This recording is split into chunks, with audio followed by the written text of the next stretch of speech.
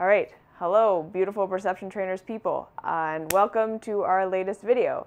So in today's video and in the next video, I am finally going to be telling you my story.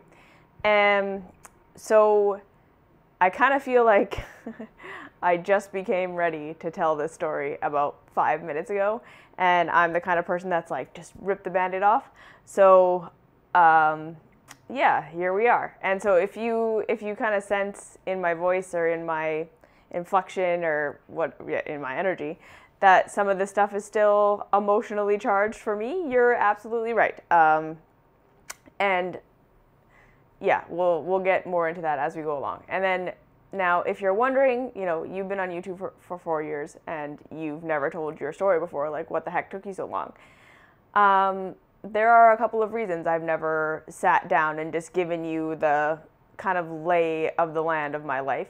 The first reason is I just had a lot of shame around my story and a lot of shame around my pain, and the reasons for that will become obvious as I tell my story.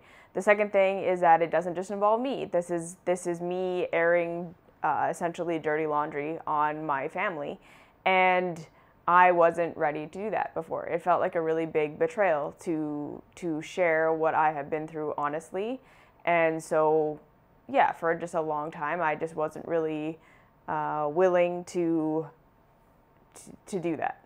And then the third thing was I don't think that I had processed my story enough to really understand where I had come from and what I had been through, and I was a little bit of fish in the water, not aware of the water kind of thing, in the sense that, yeah, like I don't want you to feel like I have not been telling you the truth or not been telling you my story or withholding things from you, but there were just a lot of things that I went through that I didn't even really realize that I had gone through until I have done a lot of kind of processing on myself the last couple of years. So there was all that. Plus, it's just a lot of vulnerability to tell your story, and it's a lot of putting yourself out there and knowing that people are not going to understand me and that I will be judged for what I've been through and for the reactions that I had to what I've been through. And I just wanted to get to a place where I was confident and sure enough in myself that even if the whole world thinks that I'm totally messed up after they hear my story, that I can still be okay with me and I can still love me. So those are the reasons I haven't been so open before. Now, okay, so I know that I titled this My Health Journey Part 1, and so next week will be Part 2, and that is kind of going to be the focus of this right there, because to just tell your story, there kind of needs to be a context. So I'm telling this story within the context of my physical journey, and because that's been a major theme of my life. It's just sickness and what's going on with my body has been the kind of through line. And then on top of that, all the other details sort of fall into place in and around that context.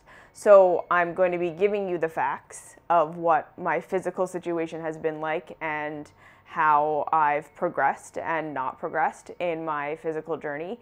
And then with that, there will be my interpretation of the facts and what I believe I took from the things that I went through and how they affected me and all that stuff. So it's going to be about my physical health, but it's also going to be about my mental and emotional and spiritual journey as well.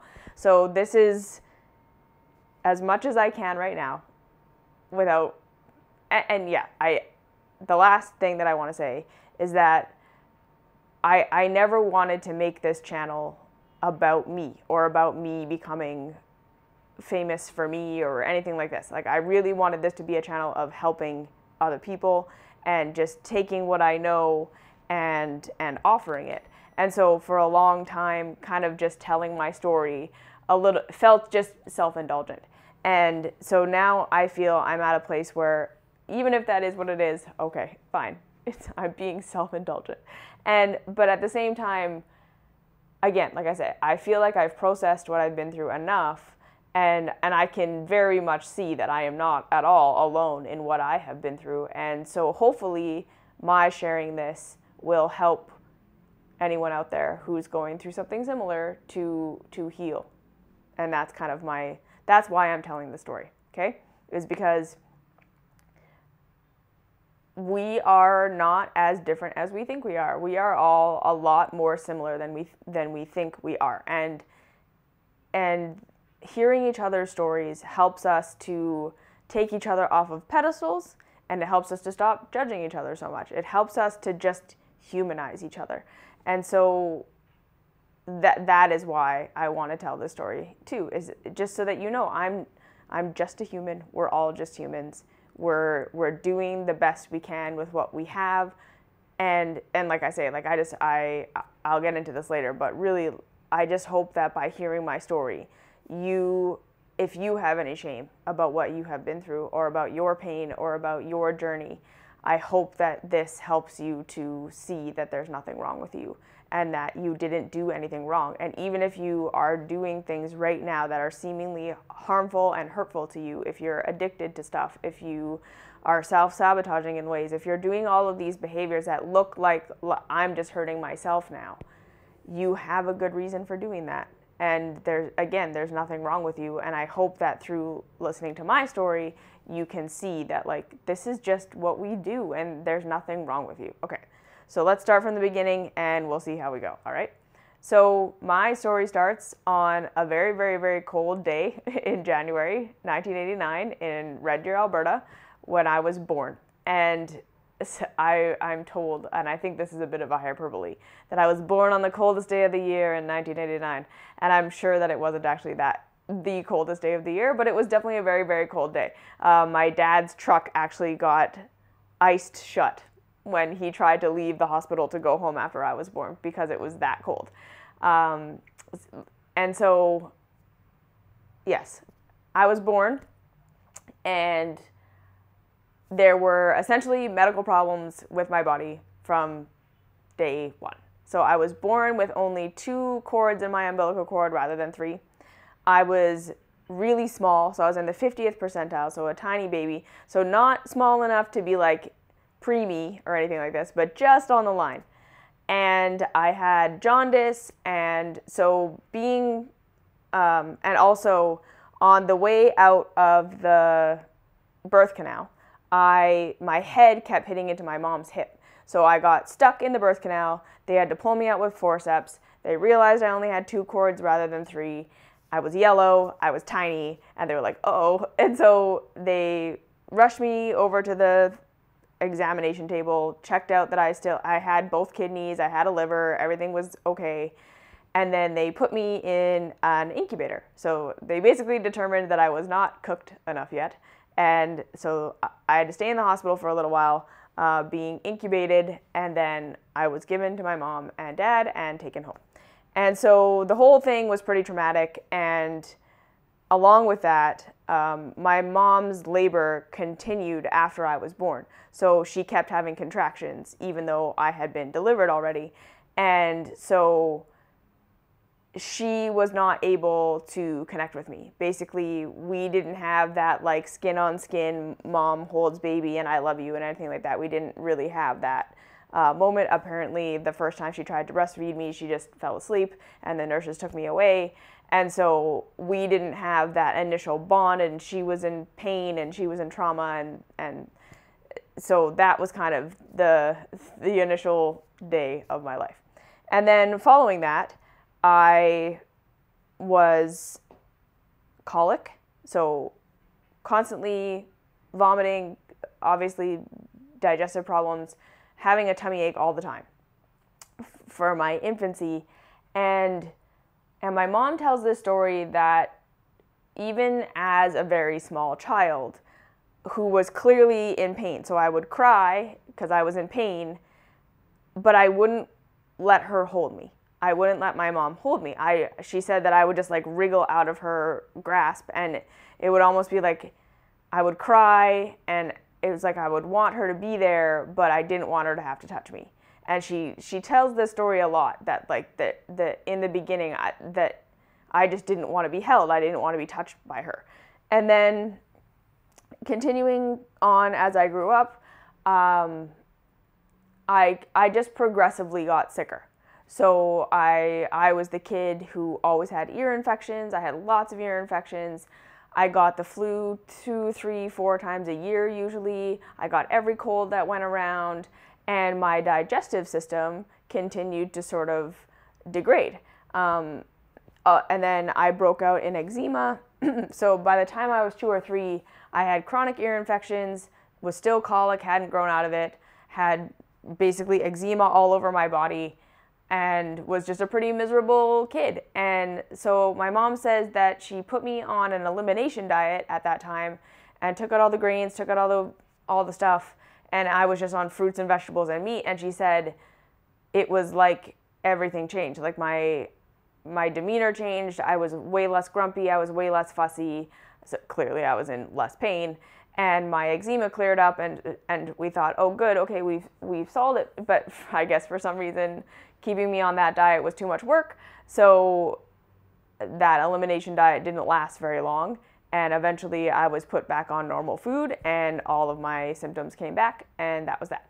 So now continuing on into grade school, so like into elementary school, the first thing that the teacher sort of noticed about me is that I was like a really anxious and high-strung kid. I was really, really nervous and high anxiety.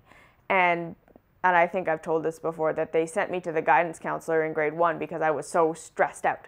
And the kind of what was going on with me was I felt a lot of things. Number one, I felt like I needed to be perfect. I wanted to get 100% on every test. I wanted to do well in school. And there were times, so that was the first stress. And then the second stress was that, and this is where people would say I was an empath, right? So I was just a very, very, very highly sensitive kid.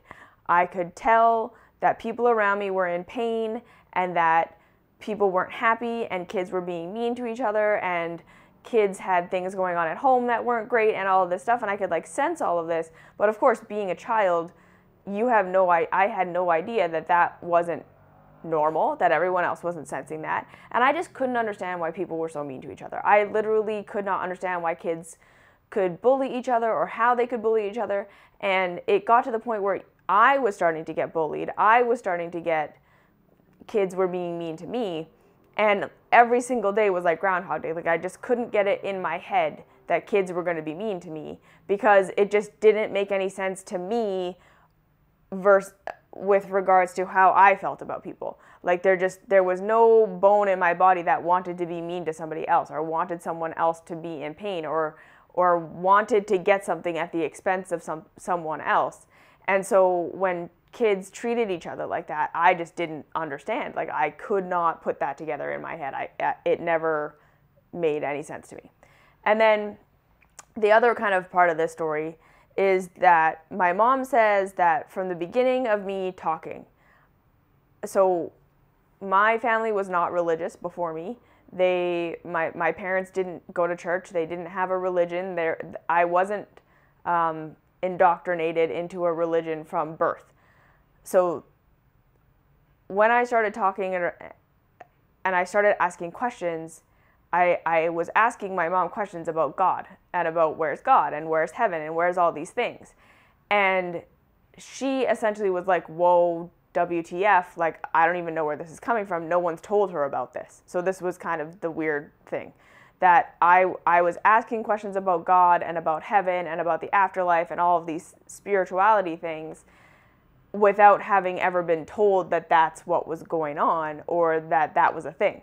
So she kind of like freaked out and decided, okay, we're going to start going to church. So we started going to the Christian church in Red Deer, and I was the most Christian in our entire family, like full on, completely dedicated, believed Jesus was real, that he was in my heart. I made every one of my friends say the Jesus prayer at our sleepover parties. And yeah, just like I was the youngest person in our church to ever memorize the books of the Bible. And then I was the youngest person in our church to ever get baptized. And that was all just completely stuff that I decided I was going to do. Like I told my mom I needed to get baptized when I was 7 years old, and she was like, "What are you talking about?" And I was like, "No, you have to let me get baptized. Like I need to get baptized." So I was the youngest person in the church to ever get baptized, and that was completely on my own accord. I decided that. And so there was like all this stuff going on. So my body was sick, and I wasn't doing well physically. People were mean, kids were mean, I was being bullied, other kids were being bullied, and I didn't understand how that could happen. And then, yeah, my sense at home and my sense about myself and about my physical situation and all this stuff was very much that if I was sick, there was something, it was my fault. Okay, so this kind of in this mindset that I had, that I grew up with for my whole life, that, okay, and then on top of this, I've been obviously incredibly emotionally sensitive child, right? Like not understanding that everyone's so mean to each other. I can't understand, the whole world is in all this pain. There's nothing I can seem to do about it. And again, very much feeling like it was my fault that everyone was in pain. It was my fault that I was in pain. It was my fault that I was sick, and it was my fault that I had negative emotions, and it was my fault that everyone around me was in pain. And any time that I couldn't fix it for somebody, so I was really starting to try to be a counselor forever. I remember talking to my friends, my young friends, about their problems very, very early in their life, and really feeling like at the time, I was just trying to give them Jesus because I thought that would help them. But again, I had this very, very strong sense of responsibility for the pain of the world. And again, no one explicitly said that to me. No one told me that everyone's pain was my fault, but we'll get into kind of why I believe that as we go along. But that was the situation. So I'm getting into school. It's really overwhelming. I didn't realize I had these filters blown that I could like feel into everyone's energy and feel what was going on with everybody. I thought that was normal. I didn't know that my body wasn't my fault, right? So I'm growing up and I'm getting all these ear infections. I'm getting just progressively worse. And I just remember a lot of the time having stomach aches and my mom just being annoyed with me, that it was ruining her day that I was sick. And I remember starting to feel bad and guilty about being sick. I guess the real truth is I don't really actually remember not feeling bad and guilty for being sick. So like I said, I would get the flu all the time, and so mom would have to be up all night with me, and I would just feel terrible that I was doing that to her. And there were times where I like threw up on the bathroom floor and was just like horrified that I had done that, and because she was going to have to clean it up now, and I just made a mess. And so again, with the really strong negative emotions, like I cried a lot, and I was sad a lot, and I had very strong emotional reactions to everything. And again, I felt so bad about that. Like I could tell that it was making my mom uncomfortable, and it was making her upset, and she didn't like that was happening, and that was annoying to her, but I couldn't shut it down. I couldn't make myself not be upset about things. And so I started to just really get this idea in my head that I shouldn't be so emotional, and I shouldn't be sick, and it's my fault that I am these things. And the fact that I am these things is making my mom upset with me, it's making her uncomfortable, she doesn't like it, and then going to school, it made my friends uncomfortable, and my teachers uncomfortable, and they didn't like it. And that was part of the reason why kids didn't want to hang out with me, because I was just so sensitive. I would cry a lot when people were mean, and I was just like in this kind of group of girls that were just really cutthroat. Like everyone was just, I was in with the girls who were smart and pretty and popular and all of these things, like even in elementary school. And everything was this competition. And I just like could not wrap my mind around that. Like I didn't understand why we needed to all be so mean to each other and why everything was a competition and why we couldn't all just get along. And so that was kind of my introduction to life. And then from there, so that was kind of my elementary school. I was sick all the time. I thought it was my fault. I was really emotional, thought that was my fault, and just could not put it together why the world was the way that it was. And then when I was 10 years old, we moved from Red Deer, my small town where I was born, to Calgary, which was a much bigger city. And that, again, was incredibly overwhelming for me. And the kids there were even meaner and even more competitive. So the group that I got in, again, they were really, really smart, super high achieving kids who, and again, just didn't really care about each other. There was just a lot of this, every person for themselves, like cutthroat, like what it is like for, I'm sure, everyone at school. But again, I was just never able to learn that that's how people were going to be. And I kept expecting them to be how I thought things were, which is we care about each other and we love each other and we want good things for each other. So so I get in with this group. It's really cutthroat. We're all mean to each other. You never know one day to the next if you're going to be in or going to be out, and all of this stuff, and talking about each other behind our backs, and all of this stuff was starting to happen. And I was just completely like, oh, okay, I am totally out of my depth here. I don't understand this. I don't get what's going on. I love you guys so much and I want you to be happy, and I don't understand why we're fighting so much. But we weren't fighting, right? It was all underhanded, backhanded stuff. And then in grade 6, my best friend got cancer. So she was diagnosed with cancer, and it was on her head. It wasn't in her brain. But so she had to go through chemotherapy. She lost her hair, all this stuff. And it was really, really hard and really, really horrible. So during this time, again, because, of course, we were young kids, she would go away for chemo every 2 weeks and then come back sick and weak and with no hair and just all the things that went along with that. And I would feel, and my friends would essentially kind of give her the cold shoulder. Like there was this sense that they were going to not be her friends. So I was like, no, like, come on, we're friends. Like we have to, so I would try to usher her back into the group. But at the same time, she started to bully me. And there was a lot of just starting this cattiness and comments about our bodies. And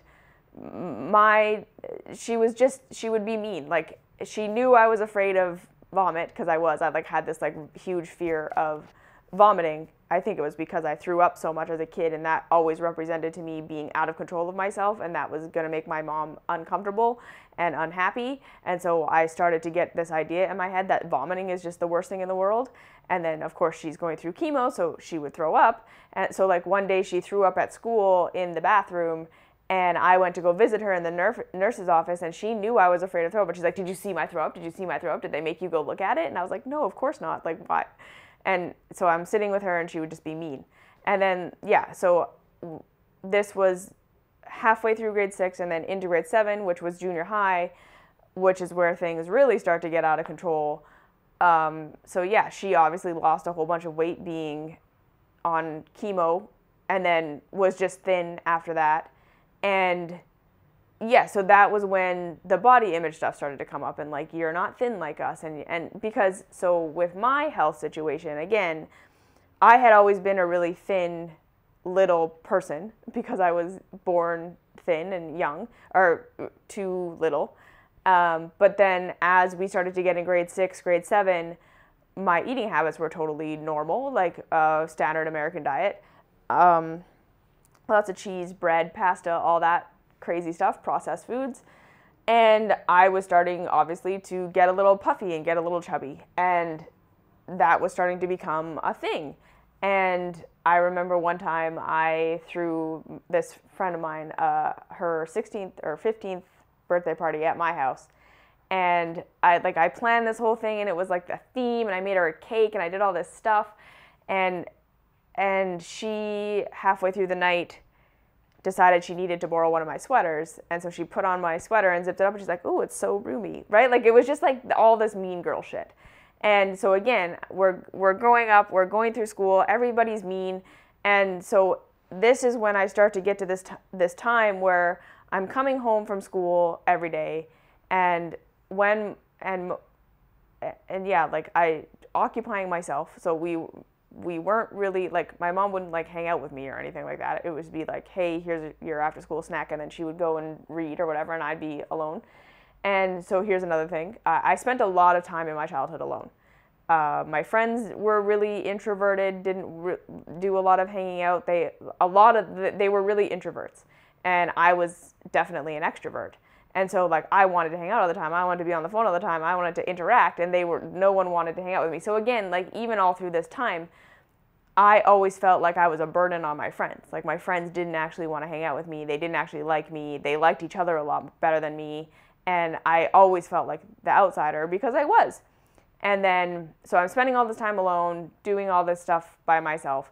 And then at night when mom would tuck me in, I would cry because it would just be like, I would just tell her, like, the kids were really mean to me today, and I'm feeling like all this pressure to do perfect at school, and I'm not doing perfect at school, and I feel sick, and I don't feel good, and all these things, right? Because, again, growing up having chronic stomach aches and lung infections and all these things, so that's kind of another thing that I forgot to mention, is that as I grew up, the colic just turned into these weekly stomach aches. So I would just have like a doubled over in pain stomach ache every week, and that was just my life. And the colds and the ear infections and all that stuff as a kid progressed into just chronic lung infections and chronic infections in general, and I was just sick all the time. And it got to the point where it's like, you can't just stay home from school every time you're sick, because then you'd never go to school. So I was just learning to be sick all the time and just not make that big of a deal about it. Number one, because it annoyed everybody. And number two, because no one was going to help me. No one cared. I don't know. So like, yeah, like when I would get a stomach ache, it just got to the point where I stopped telling people, stopped telling my mom. It was just normal. That was just what it was. I would just curl up in a ball. And so, yeah, like by the time junior high hit, I'm just like breaking down to my mom every night. And she would sit at the foot of my bed and essentially tell me, you know, this is your fault. It's because you're weird. It's because you're so emotional. It's because you're so, like, what? The kids don't like you because you're weird. Like, it's really you, and you need to stop being like this. And I would just cry and cry and cry. And again, it would be like, look, like, hon, I want to go to bed. I have things I need to do. I don't have time for this. You're taking up all my time. So she would spend like 30 to 45 minutes with me every night. And it was just like, and again, there was that part of me that just wanted her there and wanted her to understand and wanted her to hold me and tell me everything was okay. So I kept telling her what I was going through every night. And every night it was like, why are you doing this to me?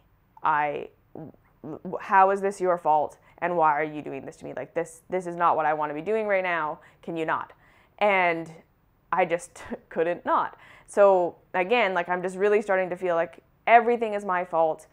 All the pain in my friendships are my fault. All the pain in my own body is my fault. Da, da, da, da, da. So by the time my friend recovers from cancer, this was in between grade 7 and grade 8, this is where the whole thing kind of like implodes. So by the time grade 8 hit, when I was 14, I got my first period that summer between grade 7 and grade 8. Oh, and I just want to mention one thing before that. Yeah, so in and around all of this time, I get my first period, and yeah, so I got my first period, and then, and yeah, my mom was like annoyed. She was like, like, this is going to be another thing now. And so yeah, like, I just really remember I had been really excited about it. I had been like every normal girl where you're just like excited to grow boobs and you're excited to go through puberty and start to become a woman. And then, but the reality was that when I got my first period, my mom was like I said, she was just like annoyed, and she was just like, ugh, I have to take care of you now. And we were at my grandma's house, and she like didn't want me to tell her. And so we went to the grocery store to buy feminine care products, and she like taught me how to do it, and then never talked to me about it again. Like basically it was like, okay, now that's your thing. We don't talk about this, and this is bad. And that was a really huge turning point for me, because like I said, I had always been really excited to become a woman, and I really wanted to be an adult. I wanted to be a woman, but when it actually happened, it was so horrifying that I just was like, okay, this is horrible, and I don't want this. And then, so the beginning of grade 8 was sort of the beginning of the end in a lot of ways. So what ended up happening is I think all of my health issues and everything that I had been going through that had not been dealt with, because like my parents didn't take me to the doctor about my stomach aches, and if they did, it was always just to the walk-in clinic, and they'd be like, oh, you just have gas, here's something to get rid of the gas. Like I was just never diagnosed. They never checked out my colon. They never checked out what was going on with me. It was always just as quick as we could do it so that it was over, and then mom could get home and back to her life. So by the time I get to grade 8, what happened was I ended up essentially being completely incapacitated for a year. So this was after my friend recovered. That had just been like the most stressful thing, like watching her have to go through that, and her bullying me, and me feeling like I was a terrible person if I didn't like her because she's got cancer, and her parents were going through a divorce, and all this stuff was going on with her. So I'm trying to take care of her, and my friends are really mean, and I'm trying to do perfect at school, and meanwhile my body is falling apart the entire time. So by the time I get to grade 8, I basically got a lung infection that I had for about 6 months. My stomach aches were just getting worse and worse and worse. And I was starting to put on quite a bit of weight, having gone through puberty. So I gained a lot of weight pretty rapidly. And then I also started to get this pain in my side. And I knew that something wasn't right. And I knew that I had a problem. But my mom just like wouldn't take me to the doctor. She like just didn't believe me that it was something real, or I don't really know what was going on there. So I kept telling her like, no, like this, it hurts different. It's not like a stomach ache. It's a different kind of pain, and I don't really know what's going on, but I definitely know it's not good. And she just kind of ignored me, and then finally took me to the doctor, and we found out I had cysts on my ovaries. So it was like, oh, okay. And so they gave me medication to dissolve the cysts.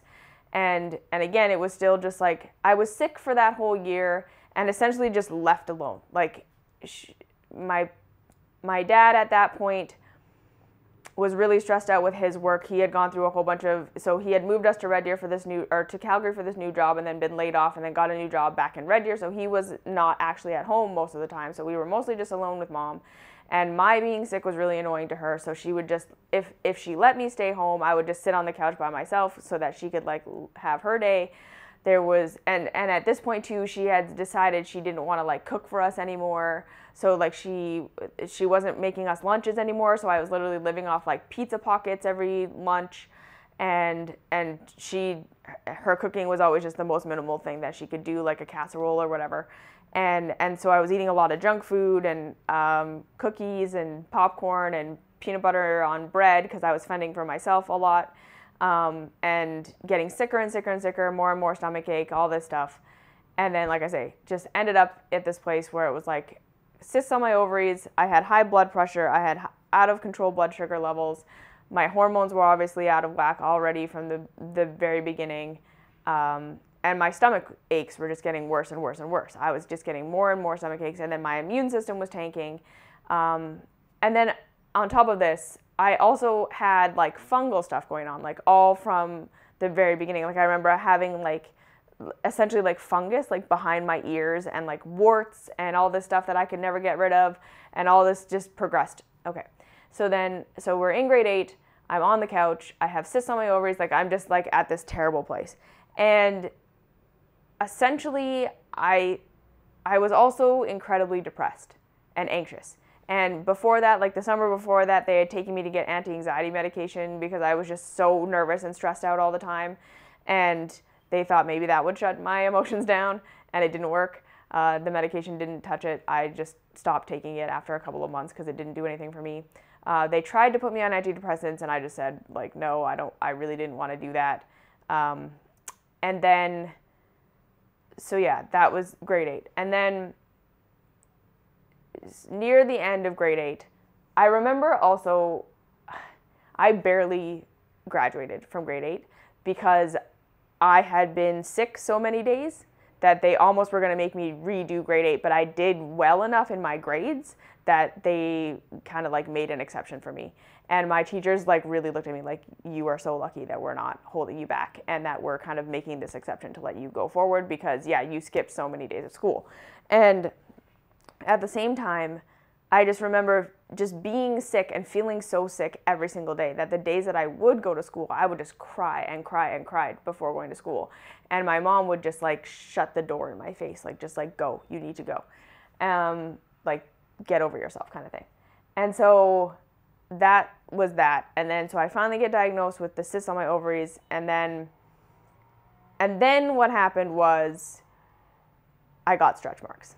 So near the end of grade 8, I woke up one morning, like literally this is actually how it happened. I went to bed one night not having stretch marks, and the next day I woke up and on the inner thighs, outer thighs, on my butt, on my boobs, on my arms, I had these bright red stretch marks. And I ran upstairs and I was like, oh my God, Mom, like look, I have stretch marks. And that's when she flipped out. So me having stretch marks, that's when she started caring. So then all of a sudden we're going to the doctor, we're going to the naturopath, we're going to all these places because I've gained weight now and it looks bad. And so I remember her taking me to a dermatologist, and the dermatologist like having to talk her down because she was panicking so much that I had these stretch marks. And there was essentially like, there is no cure for this. You're gonna have these stretch marks now. And she was just like not okay with that. And this, again, so we get to this place in grade 8 where I was so sick and I knew that I was sick and I knew that I wasn't doing well, obviously, with all my symptoms. And the fact, and it was very, very clear at that point that my mom wasn't gonna help me. Like she wasn't helping me to change my eating. And then once I got the stretch marks, once all this happened, she's like, maybe we should put you on a diet so that you'll lose some weight, right? So she put me on my first diet, which was the high protein diet, where I just cut out a bunch of carbs and was eating like whey protein and nut butters and meats and dairy and I think at this point, no, not yet, and fruits and vegetables. And so that summer between grade 8 and grade 9, I lost like 20 pounds. But again, I wasn't under eating. And that 20-pound weight loss took me from like 140 pounds at 5'2" to 120 pounds, 130 pounds at 5'2". So I was nowhere near underweight. I was still at the higher end of my weight range from losing that weight. And then that summer, my period stopped. So I stopped getting my period, and so there was something kind of off about that. But again, no one really cared. And I was still getting really chronic stomach aches, but I was starting to feel a little bit better. So now from grade 9 to grade 12, I essentially took control over my own health. So here's the other thing. Since I was 12 years old, I had been babysitting. And I never spent any of my babysitting money. So basically like every Friday and Saturday night, from the time I was 12 to the time I was 16 and I could get a real job, I babysat. And so I had saved quite a bit of money for myself.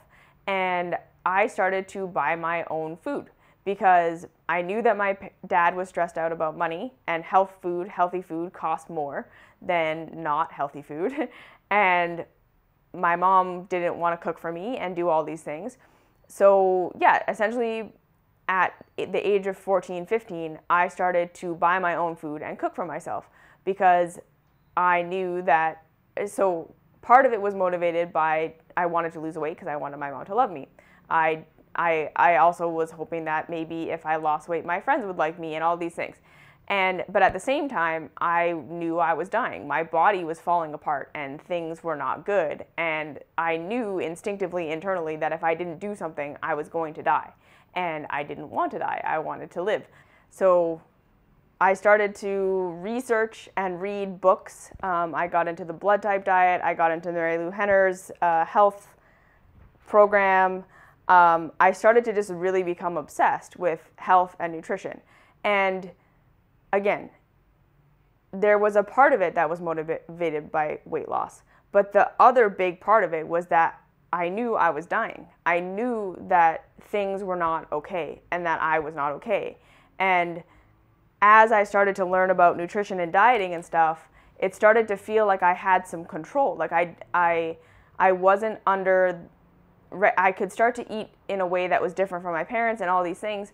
And I started to feel like, okay, maybe I have some control over this and maybe I have some power. And so it wasn't a totally unhealthy thing. And although it was just way too much responsibility for someone who was 14 or 15 years old. I just shouldn't have had to be taking care of myself like that. And at the same time, right, just feeling like my out of control negative emotions were my fault. So at this point, I had kind of stopped crying to my mom at night and all these things because it was just getting to that point of like, okay, she doesn't want to hear me, she doesn't want to listen. So I would go to bed by myself usually at night and then just like listen to music for like hours and hours and hours. And I remember just like not sleeping. At this point in my life, I didn't sleep much. I didn't get much sleep. And so then during the summer, so all through grade 9, I was doing the high protein diet thing, still getting stomach aches all the time and just complaining about it less because I was feeling better about myself, doing all that. Friends were still what they were, everything was what they were, but I kind of felt like I was getting more control over myself. Like I think that's really what it felt like. I felt like I had taken a step forward and I was more in control. And I was doing less harm to everyone around me because I felt like I was able to take more responsibility for my physical self. So at this point, I would still get stomach aches and stuff. And like I said, I would just not tell anyone. Like I remember many times having a stomach ache and being in the basement in my room and wanting to get upstairs and not being able to make it all the way upstairs. Like I would just, not because I threw up or anything, just the pain was so bad that I would just lay in the stairwell quietly for like an hour or two until my stomach ache would go away, and then I would go upstairs and just not say anything. And again, I was really trying to do the diet perfect, but my mom wasn't helping me. Like she wasn't helping me make food. She wasn't doing all this stuff. It was, again, this is your responsibility now, 14-year-old, 15-year-old Alyssa, you need to fix yourself here. So I was trying my best to eat perfect, and so what I thought was perfect at the time, I'm trying to follow these diets that I'm reading about, and I'm starting to just like collect all these different diets and put them all together in my own little like weird haphazard way. So then the summer between grade 9 and grade 10, I got myself a yoga pass. I bought my own yoga pass with my own money. I started running. I would get up early every morning to go to yoga or go for a run, and then I would have my like Ezekiel cereal with soy milk that I bought myself. I went grocery shopping with my dad every week to like make sure that he was going to get me the things that I needed, but it could never be over $200. So anything else that I needed above that, I would just pay for. And then, so that was kind of my life there, summer between grade 9 and grade 10. And then enter high school. And yeah, it just, again, everything was just kind of, it was this very odd mix of, okay, and then in this time too, I'm trying to be so perfect with my diet. I'm trying to, so I'm no longer eating bread, I'm no longer eating these things, and like I say, like I really got into health food, and I was cooking for myself, and I was like researching recipes, and every night I would babysit for these people, and I would like scour their cookbooks and like write down recipes, and I started watching like the PBS on Saturday mornings to get like recipe ideas, and I was just all about health. Like it wasn't so much even just about losing weight. It really was like I was trying to get healthy. I was trying to not have stomach aches all the time. And so for me, this kind of progression of what happened with me and my food and my eating and all of this stuff, it wasn't just because I wanted to be thin. Like, I was sick. I was sick all the time, and I was so sick of being sick. And also, like I say, like I had this ingrained belief that my being sick was wrong and bad, and it was making it so that people didn't like me. And then I also started to correlate that my emotions were tied into my sickness. So like I really thought that like if I could get healthy and I would get normal. Like I was going to get normal, and I was going to get like to be like everyone else, and people were then going to like me, right? Because again, my mom had been telling me this whole time, the reason the kids are mean to you is because you're weird. You're like weird. You're spiritually weird. You're emotionally way too sensitive. You're physically weird. And that's why people don't like you. You're weird and you make people uncomfortable. And so I was really thinking that if I just dieted enough and did the right things with my health, right? So again, it really wasn't just about losing weight. Like I was trying to heal. I really wanted to heal. I really wanted to heal my body. I wanted to stop having chronic stomach aches. I wanted to stop having all this stuff. And I really thought it was all my fault. Like I just thought, I'm having a stomach ache and it's my fault. I'm having an emotion, it's my fault. And I need to fix this about myself. And this is not okay. And you can't be this way. And you need to change. And so that was my goal. And so like anytime I had an emotional outburst, anytime I had a stomach ache, anytime I had anything go on in there, I just felt like such a failure. Like I was just so ashamed of myself, and it would make me go and research another diet and do this and try to cut this thing out, and I was just constantly in this food drama of like, did this cause my stomach ache? Did this cause my stomach? Did this cause the stomach ache? Did this cause the stomach ache? Is this the reason why? Right? And so that was that. And then when I was 16, I got my first job at the health food store in my area. Like literally, I turned 16 on January 30th. And I think I applied for the job on like February 1st and got the job and started working. And so I'm working at the health food store, and I did it again because I wanted a discount on health food. I wanted a paycheck and a discount on health food. So that's why I was doing that. And so again, like it's just kind of this odd thing of, it was really interesting to me to learn about these different diets and to learn about these different ways of eating and all this stuff. And at the same time, this is where I can see that my intuition was leading me and my body was leading me. So when I would learn about like grains being not so great, I remember just every time I learned something and like really understood that it wasn't good for my body to be doing that, I stopped craving that food. Like I gave up dairy overnight when I learned about how bad it was for me, and I just stopped eating it and I stopped wanting it.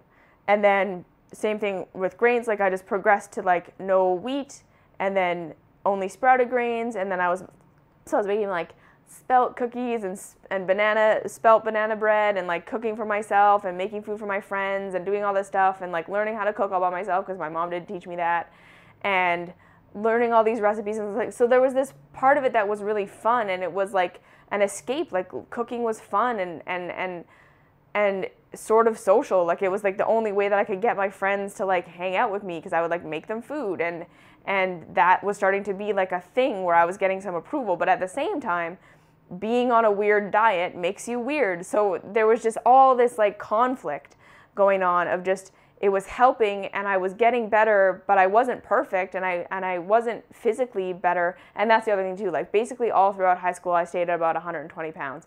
My period never came back. We did every test they could do, and they were just like, it's weird, we don't know, your hormones are fine, everything's fine, you just don't have a period.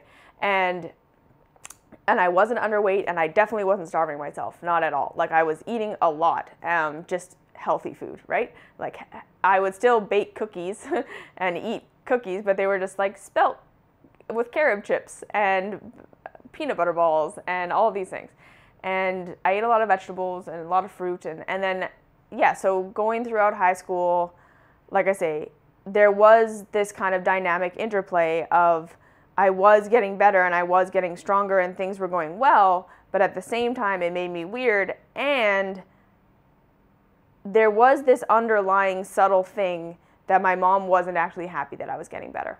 So there was a lot of moments where, again, like she refused to cook for me. She didn't want to do all that because I was just too much work to try and make a meal that I was going to eat, or to try to understand what diet I was on at that time. And that seemed reasonable to me. I just thought, yeah, you're right. You shouldn't have to take control of this. I'll do this. I'm in high school. I can do this myself.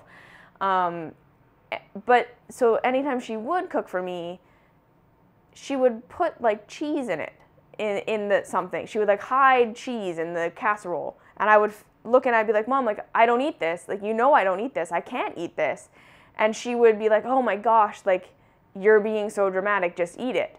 And I just remember thinking, like, I'm doing this for you. Like, you are the one who is so ashamed of me that I was fat. You are the one that is so ashamed of me that I'm so emotional and all this stuff.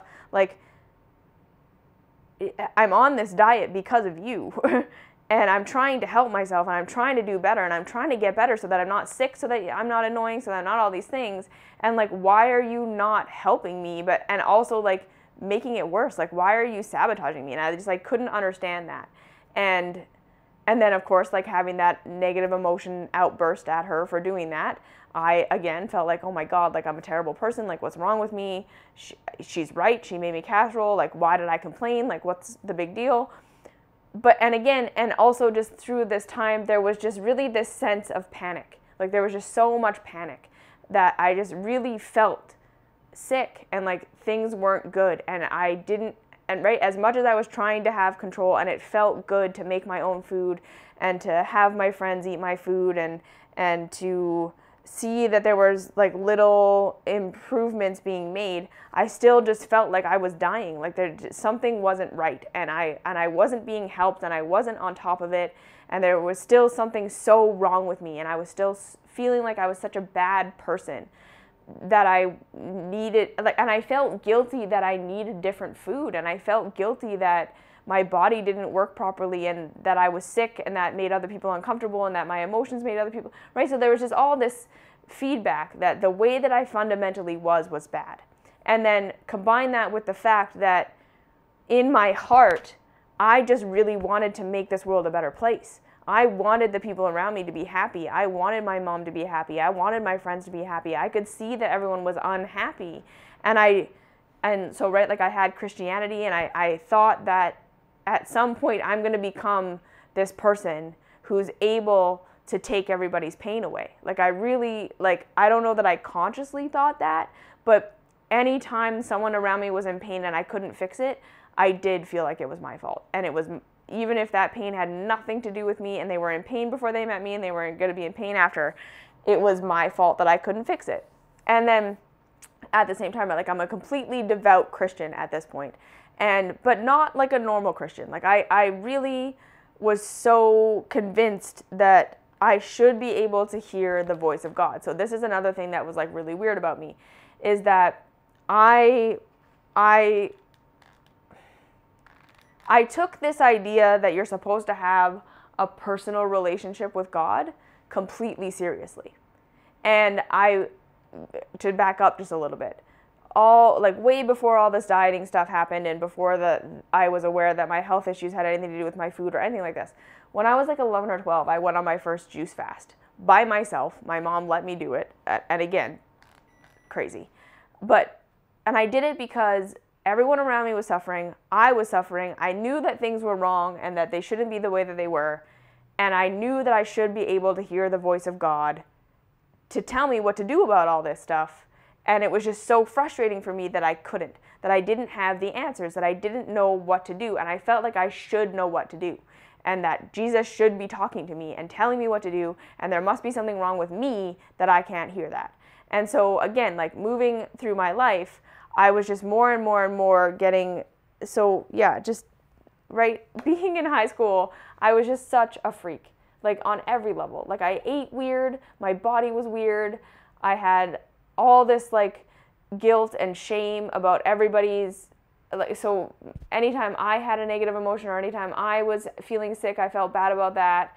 Anytime anyone around me was going through anything that I couldn't fix for them, I felt bad about. I felt like I was the worst piece of shit ever. My mom hated me. I felt, again, just like I was failing at life. Like I was just failing. And and my body was failing and everything was failing. So then in grade 11, I had been wanting to go vegan for a while. And my mom had been convinced that she was like, no, you can't do that because you're an O blood type and you need to eat meat. And so I had basically gotten rid of eggs, I had gotten rid of dairy, I had gotten rid of grains, I had gotten rid of all these things from my diet. But I just like knew in my heart, I was like, no, I can't keep eating meat. I can't keep eating meat.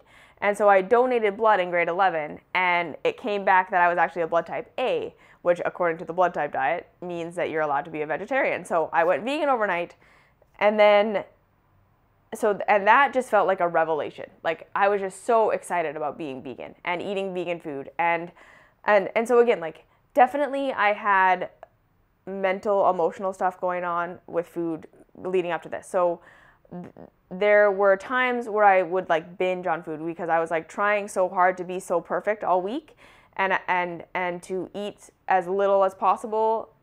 So again, like I really don't feel like I was under eating throughout junior high and high school, but I was definitely trying to be cleaner in my diet than my body was ready for. I was trying to cut out too many things too fast. And so I would end up eating like a half a loaf of banana bread at the counter with a fork. But the thing was that food started to become this like trance thing. So I never took drugs. I never drank alcohol. TV never, like drugs never worked for me. I couldn't take painkillers. But I was just like, basically by the time I got into high school, I was in this existential pain all the time. Just physically in pain, emotionally in pain. It just felt like the world was a really dark place. And the only times that I remember having any kind of relief were that 10 seconds where I was just eating the banana bread with a fork. And it was like I would go into this trance and then I would wake up out of it. And it's like I wouldn't have even eaten that much, but it would be like, oh my God, I can't believe what I've done. I hate myself. And I would just cry and be so upset with myself. And again, looking back, I can see what that was. That was like the only escape that I had from all of my emotions and all my pain and all my fear. So if I wasn't making progress with my diet and feeling empowered with that, I would eat to calm my emotions. But I wouldn't do it that often, but just anytime I would do it, I would feel so bad about myself. So there was all this food drama was starting to happen. And then when I went vegan, like I said, it was like a revelation. It just like felt like this level of freedom. And then a few weeks later, I discovered the raw foods diet in a cookbook. So like this is way before anything was like there. Like I rented a book from the library because I was looking at vegan recipes, like vegan recipe books, and I got this book on raw foods, and I just was like, this is it. Like this is the answer. And I'm gonna eat raw foods now forever, and this is the best thing that's ever happened to me.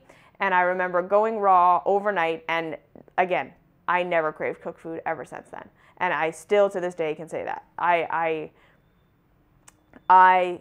was like, this is the answer. This is the answer to my problem. And so I bought myself a dehydrator, I bought myself a juicer, I bought myself a Vitamix all with my own money, and started this raw foods thing. So this was the summer between grade 11 and grade 12. And again, for the first time since grade 8, since I was 14, I felt like I was free. I felt like, and for the first time in my life, I felt like, okay, I found it. I'm going to be okay. There was just this, all of a sudden, that panic that had been running my life for my entire life, that underlying knowing that I was dying, just stopped. And I was like, I'm going to be okay. This is the answer. I found the answer. I'm not going to die. This is going to heal me. And so I was doing the gourmet raw food thing. Okay. And so like that, I'm going to tie this video up here. Gourmet raw, grade 12. That's where I was at. In the next video, I'll tell you all the rest of it. But yeah, hopefully this has been interesting and something coherent. And yeah, essentially by the time I got there, everything was my fault. All my pain was my fault. Everyone else's pain was my fault. I couldn't fix it. I felt like a piece of shit. I felt so guilty. There was all of this emotional stuff, all this mental stuff, all this sabotage, all this stuff going on. And I didn't really understand any of it. And I was just completely exhausted. I was totally exhausted. I was totally at the end of the rope. And I thought I had found something in this raw foods. And that's essentially where I got to at 18 years old. So that's kind of part one of my story. So yeah, like, share, subscribe, do all that fun stuff. Ask me any questions, and then I'll see you in the next video with part two of the story to where we are today.